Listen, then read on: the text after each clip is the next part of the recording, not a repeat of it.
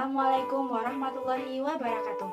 Halo teman-teman semua, apa kabar? Semoga kita selalu dalam keadaan sehat dan bahagia sehingga kita dapat mengikuti mata perkuliahan pendidikan anak berkebutuhan khusus pada siang hari ini. Yang terhormat kepada dosen pengampu pendidikan anak berkebutuhan khusus yaitu Ibu Dr. Randa Kurniana Bekti Ningsih MPD serta teman-teman Rombel B 2019 yang saya banggakan. Kami dari kelompok 7 yang beranggotakan Nanda Ikasari dengan NIM 14014190063 dan saya sendiri Anis Nisa dengan NIM 14014190075. Pada kesempatan kali ini, kelompok kami akan mempresentasikan materi karakteristik anak berkelainan akademik, perkembangan kognitif, dan kreativitas anak berkelainan akademik. Adapun beberapa poin yang akan dibahas pada materi kali ini yaitu 1. Karakteristik berkelainan akademik. 2. Perkembangan kognitif anak berkelainan akademik. Yang ketiga, perkembangan kreativitas anak berkelainan akademik. Pembahasan poin pertama yaitu karakteristik anak berkelainan akademik. Karakteristik anak berkelainan akademik ini terbagi menjadi dua, yaitu anak berbakat dan anak berkesulitan belajar. Untuk anak berbakat dalam konteks ini adalah anak-anak yang mengalami kelainan intelektual di atas rata-rata. Beberapa klasifikasi yang menonjol dari anak-anak berbakat umumnya hanya dilihat dari tingkat intelijensinya. Berdasarkan standar Stanford Binet, yaitu meliputi 1. Kategori rata-rata tinggi dengan tingkat kapasitas intelektual atau IQ 110-119. 2. Kategori superior dengan tingkat kapasitas intelektual IQ 120-139. Dan yang ketiga, kategori sangat superior dengan tingkat intelektual atau IQ 140-169. Kemudian untuk anak berkesulitan belajar ditandai dengan adanya kesulitan untuk mencapai standar kompetensi atau prestasi belajar yang telah ditentukan dengan mengikuti pembelajaran konvensional. Adapun learning disability merupakan suatu istilah yang mewadahi berbagai jenis kesulitan yang dialami anak, terutama yang berkaitan dengan masalah akademis. Untuk mengklasifikasikan anak berkesulitan belajar spesifik dapat dilakukan berdasarkan pada tingkat usia dan juga jenis kesulitannya. Di antaranya yaitu 1. Untuk anak usia di bawah 5 tahun mengalami kesulitan belajar perkembangan. Hal ini dikarenakan anak balita belum belajar secara akademis, tetapi belajar dalam proses kematangan prasyarat akademis, seperti kematangan persepsi, visual auditory, wicara, daya diferensial, serta kemampuan sensori dan motorik, dan sebagainya. Kedua, untuk anak usia di atas 6 tahun, disebabkan karena kesulitan belajar akademik, anak-anak ini mengalami kesulitan di bidang akademik di sekolah, yaitu sangat spesifik pada satu jenis atau bidang akademik seperti berhitung atau matematika, kesulitan membaca atau disleksia, kesulitan menulis, disgrafia, kesulitan berbahasa atau disfasia, kesulitan atau tidak terampil, dispraksia, dan lain-lain sebagainya.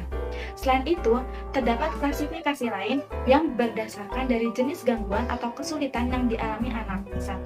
Dispraksia, yang merupakan gangguan pada keterampilan motorik.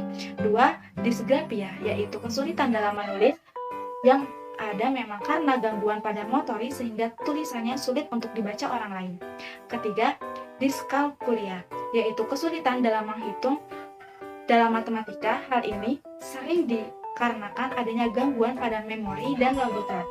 Yang keempat ada disleksia, yaitu kesulitan membaca, baik membaca permulaan maupun membaca pemahaman.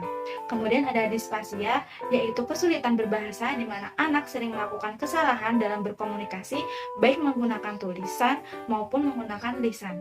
Yang keenam ada body awareness, yaitu anak-anak tidak memiliki akan kesadaran tubuh, sering salah prediksi pada aktivitas gerak mobilitas seperti sering menabrak bila berjalan dan yang lain sebagainya.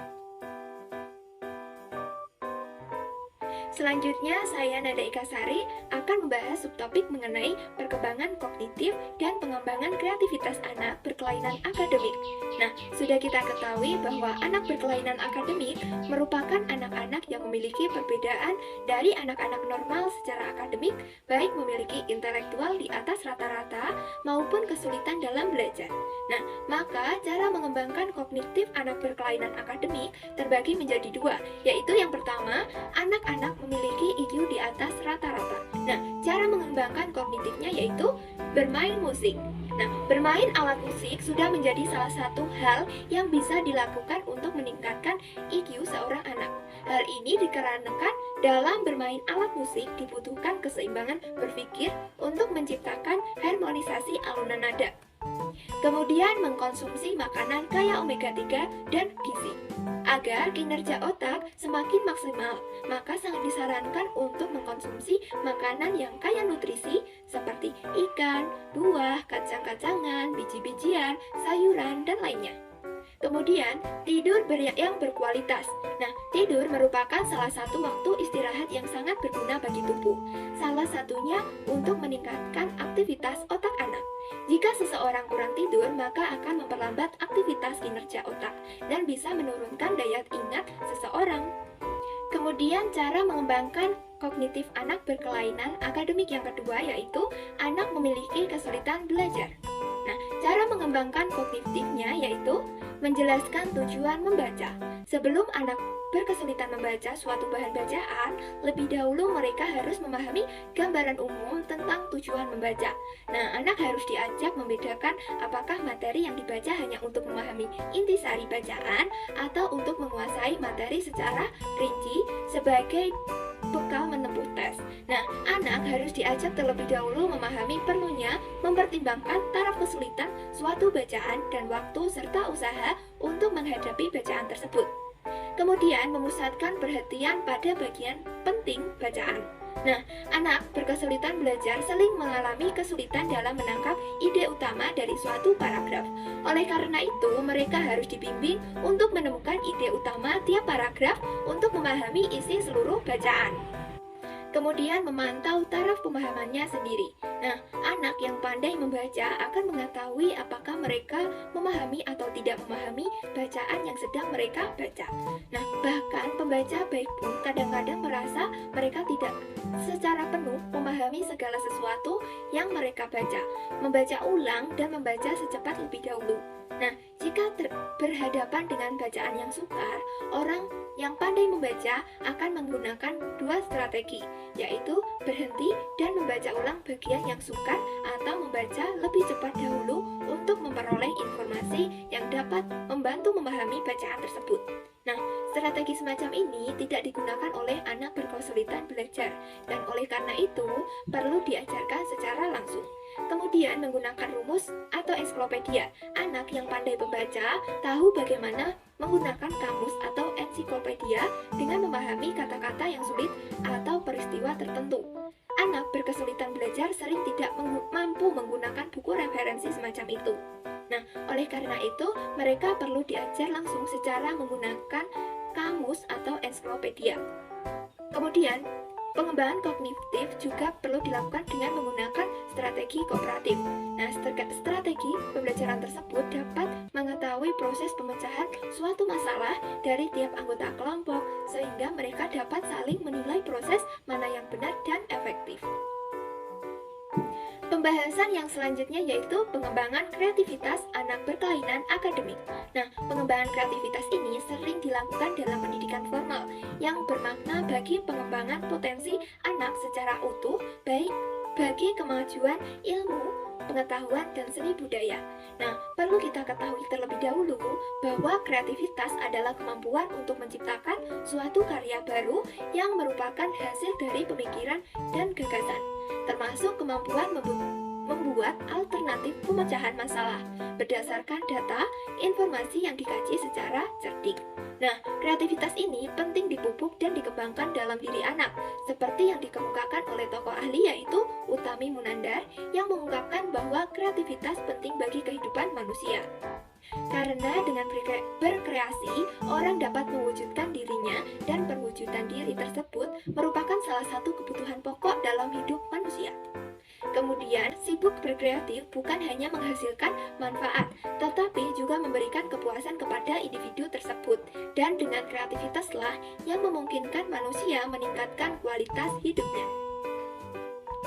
Sikap dan perilaku kreatif perlu dipupuk sejak dini, agar anak didik kelak tidak hanya menjadi konsumen pengetahuan, tetapi mampu menghasilkan pengetahuan baru, tidak hanya menjadi pencari kerja, tetapi menciptakan pekerjaan baru. Nah, selain itu, terdapat peran orang tua dan sekolah dalam mengembangkan kreativitas anak. Nah, peran orang tua dalam mengembangkan kreativitas anak yaitu orang tua perlu menciptakan iklim yang merangsang pemikiran dan keterampilan kreatif anak serta menyediakan sarana-prasarana. Di samping perhatian, dorongan, dan pelatihan dari lingkungan, perlu adanya motivasi intrinsik pada anak. Minat anak untuk melakukan sesuatu harus tumbuh dari dalam dirinya atas keinginannya sendiri. Selain itu, kegiatan mengobrol secara rutin dalam keluarga sangat bermanfaat untuk mengembangkan rasa saling memiliki dalam kelompok keluarga.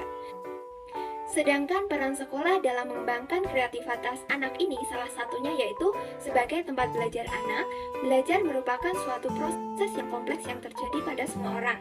Nah, menurut Arif S. Sadiman dan kawan-kawan, tahun 2005, pertanda bahwa seseorang telah belajar adalah adanya perubahan tingkah laku dalam dirinya, menyangkut perubahan yang bersifat pengetahuan, keterampilan, maupun yang menyangkut nilai dan sikap.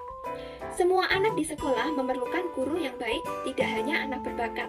Namun demikian, untuk mengajar anak berbakat perlu guru yang tertentu yang mampu mengembangkan bakat kreativitas anak tersebut.